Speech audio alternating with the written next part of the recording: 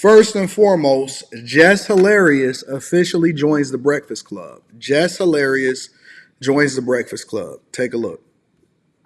Where is Jess? Huh? I would think somebody like the Breakfast Club wouldn't need the clout chase. But knowing them, they probably want somebody light skinned. Well, I'm Jess with the message. My news is real. Just hilarious. Now comments on them saying these niggas is trash. Y'all could have got somebody better than that. I'm not hating. They don't give a damn about what she's done. She made the announcement before it was even inked. That third seat on the Breakfast Club was one of the most sought after coveted positions in hip hop media. Less hilarious. You were using that Breakfast Club to besmirch my name speaking so negatively. She ain't over there. She's back on the Monopoly board. Jess, man, you gotta get more going on in your career. I saw Jess Hilarious say she, got the role and stuff. Why did she say that? They said you don't work there no more. Girl, did you get fired or not? How the hell you gonna get fired on your day off? What happened to Jess Hilarious on the Breakfast Club? They either didn't hire her or fired her. The Breakfast Club just isn't what it used to be. They can either choose to put a new 3 in there or kill the show off completely. I think the Breakfast Club is over, man. You cannot make an announcement. They have rollouts. Parties. They need to make this extravaganza. Women empowerment. And she did some Baltimore shit. They be going rogue. She spoke too soon. She announced her move before her move was done, and now she's left with an egg on her face. Lock it in, y'all. Jess Hilarious will not be the co-host of the Breakfast Club. This is all just like one big hoax. These niggas trash. This shit came off as if the two of them had something to do as to why she isn't a part of the Breakfast Club. I'm sorry you didn't get the job,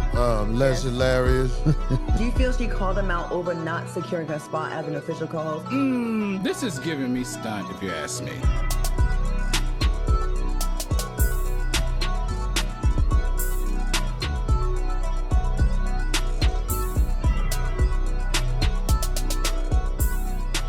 So she officially debuts on the platform on February 5th, 2024. They use this as a media extravaganza or rollout strategy, I guess, to try to make it seem like, oh man, she quit in the Breakfast Club or she didn't really get the job. And Charlamagne and them, they played their role successfully in it and holding it down. And I thought that it was a good rollout and marketing strategy. Whoever did that video and edited that video, I think that they did a really good job. And then they played into it, right? She posted her little stuff on Instagram or a tweet and was like, yo, this is trash or whatever, blah, blah, blah.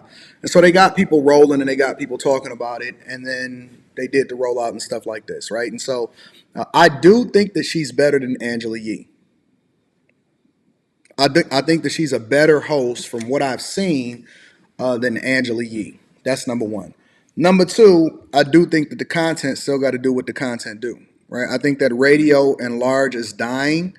The Breakfast Club will be around, obviously, for an extended period of time. I think that they had a really good run at a time when they first started, when they was hungry.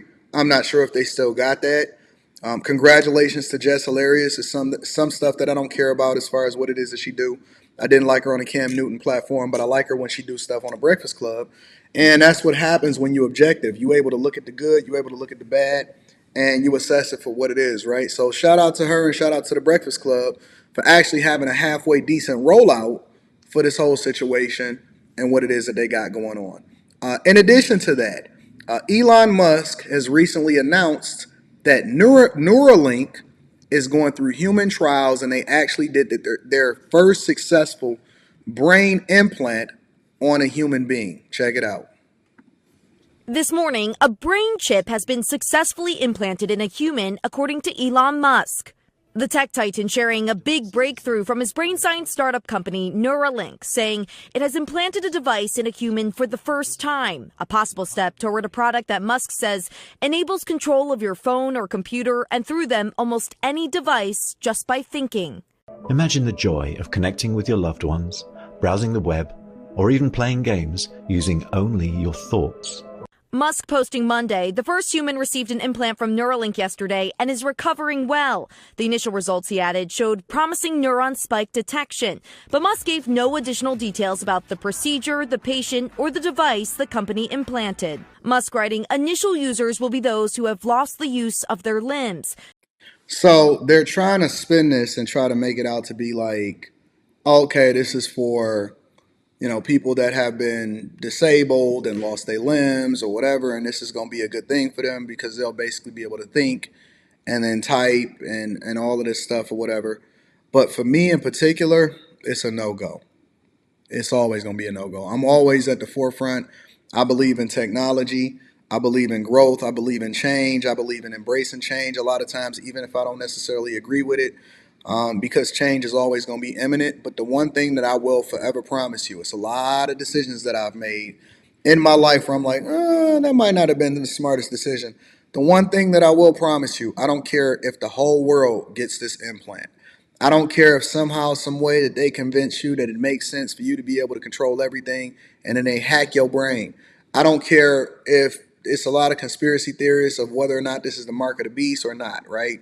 I don't care how much of a fan I am of Elon Musk as far as his innovation and the second coming of Steve Jobs.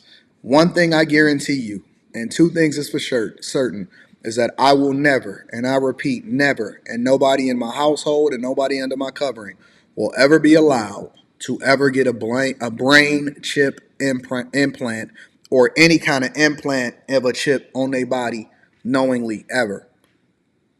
That is where I draw the line. That is absolutely where I draw the line. I will never, under any circumstance, and nobody that is ever with me, I will put it in my trust when I leave and I die and I leave my stuff. Anybody that get a Neuralink or any kind of implant into their brain forfeits the possibility of ever getting anything that I leave behind, flat out. Under no circumstance. And again, I am absolutely technology forward. I know that it's some stuff that we just got to embrace. AI, I don't like AI.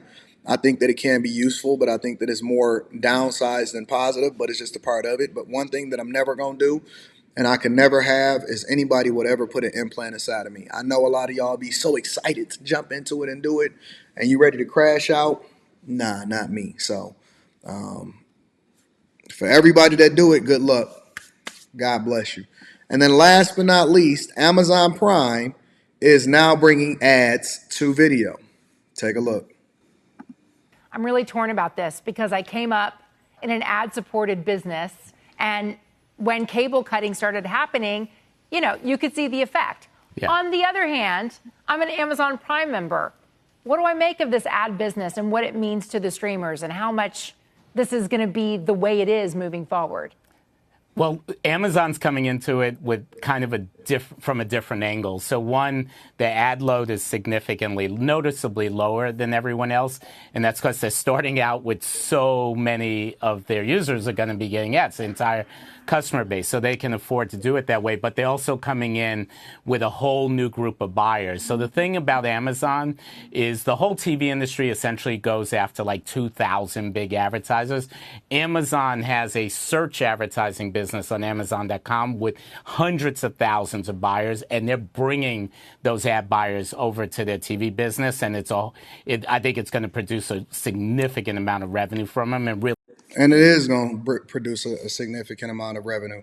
I watched Hulu for the first time in my life, like willingly, like me actually signing in and finding a series or whatever that I wanted to watch because somebody kept telling me, my daughter, Leslie kept telling me, Dad, you got to watch this. You got to watch this. You got to watch this.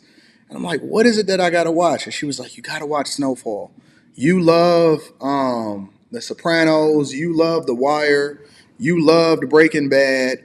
Those are your favorite series of all time. You got to watch Snowfall. So I said, what is it on? So I went and searched it out. It was on Hulu.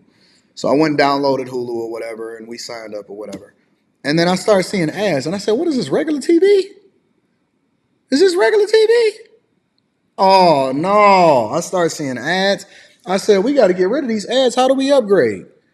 How do we upgrade? So there's always going to be a segment that looks to balance the user experience with making more money. Even Netflix is running ads for a lower tier, I believe, right now. And they swimming in money. They really get into the bag. So I think that Amazon has a large enough user base to where they're going to generate a lot of revenue as a result of it. But if I got to actually sit through ads, you can forget it. I'll just use my ads, my Amazon Prime to get packages or whatever like that. But under no circumstances am I ever going to waste my time looking at ads from Amazon or any platform that I pay for. And that's the key. If you're paying for a service, then that's when I decide I don't want to, like, I'm not going to pay you to show me ads. That's absolutely out of the question. Now, I understand in order for me to watch something for free, y'all, a lot of y'all are watching the Millionaire Morning Show for free. Some of y'all are getting ads. Some of y'all are not because you got the upgraded version of the premiere on YouTube or whatever. Some of y'all are watching this on Facebook and you getting ads. You watching it for free. It's nothing that you can complain about, all right? But if I'm paying for a service, I'm not watching no ads. So that's just me. Anyways, ladies and gentlemen, that is your quick hits.